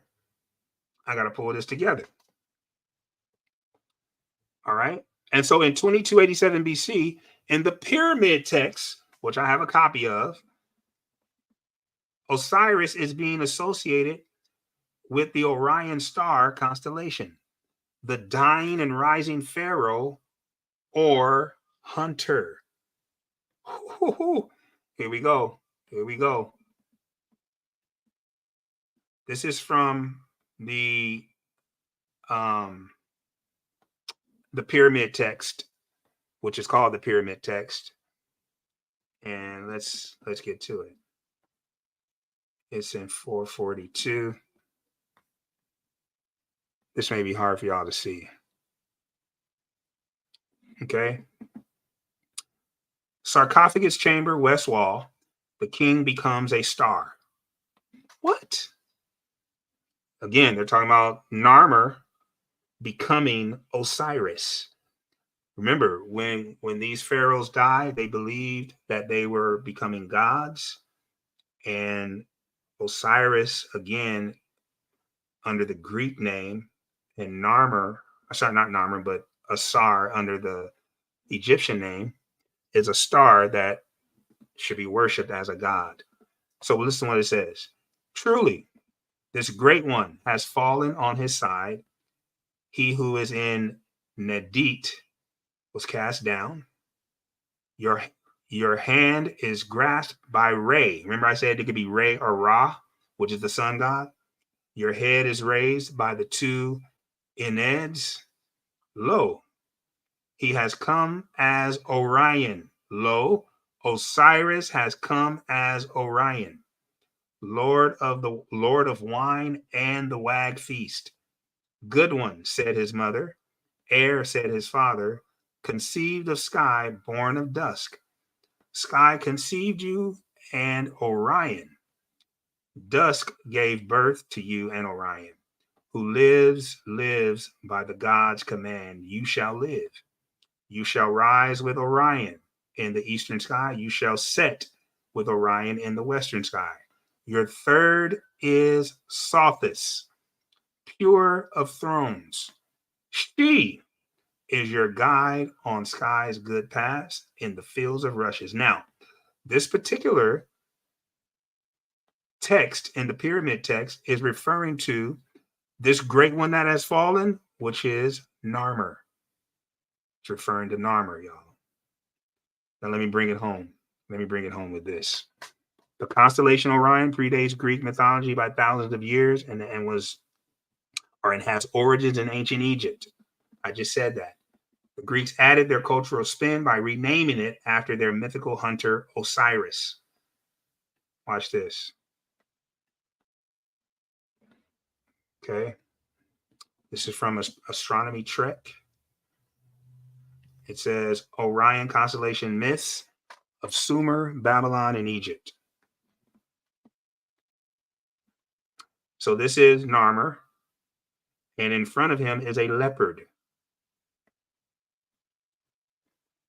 Watch this connection.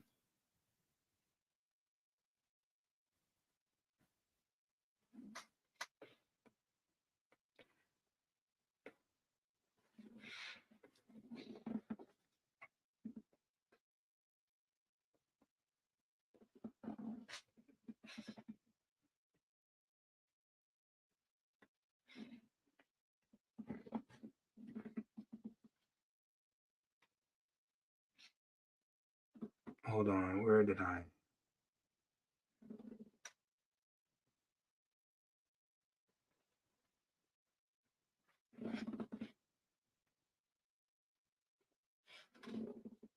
Okay. The ancient Egyptians believed that the gods descended from the three stars of Orion's belt and the bright star Sirius in Canis Major. Orion was originally regarded as the god Sa, the father of the gods, with Orion's belt imagined as a crown upon his head, while the star Sirius was his wife Sopdet, or Sothis, a fertility goddess whose earliest depictions were either as a reclining cow with a flower between his horns, or as a woman wearing a tall crown adorned with 5 pointed letters. Okay, let me get to this next one here. Here's the connection between Osiris in the Greek, Asar in the Meta Nature, and Narmer. Upon the death of Narmer, he was worshipped as a god, Osiris. Okay.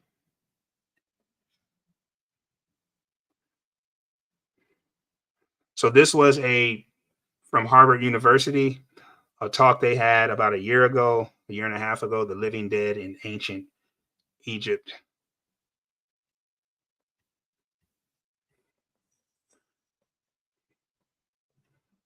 Okay. So it says the pyramid text quoted here tells us that the ancient Egyptians believed in the continued influence of the dead in the lives of the living. The dead in ancient Egypt were supernatural intermediaries, folk heroes, and some were even deified and worshipped as gods in the Egyptian pantheon. Y'all see that? Okay.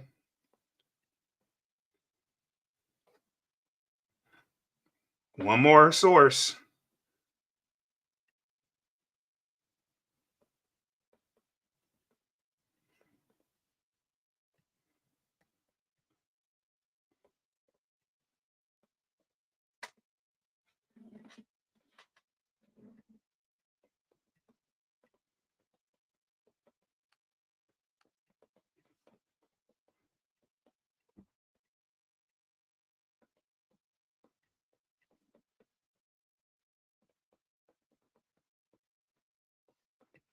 Hold on.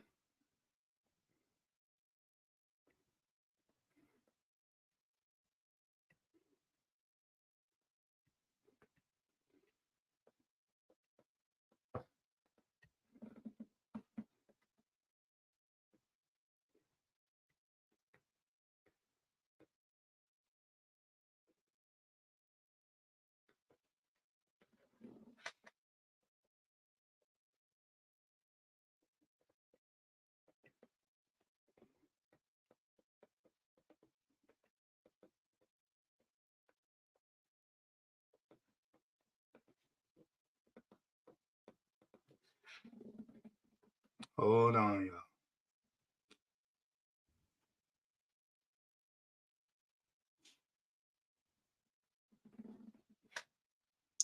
Well, I'm going to have to pick up right here next week, y'all. But What I wanted to show you is the source out of the Book of the Dead, E.A. Wallace Budge, directly quoting that Narmer was worshipped as Osiris or Asar. And then we're going to show you the connection. We've already shown you a small connection, showing you that Osiris was a great hunter, and that's going to connect to Nimrod. I'm going to show you guys that next week. But unfortunately, I do have to bring this to a close, and we're just out of time, y'all. We're going on almost 2 hours here. But keep your T-charts, and we will get back into this lesson next week, and we'll pick up right here where we left off. Blessings and shalom to you.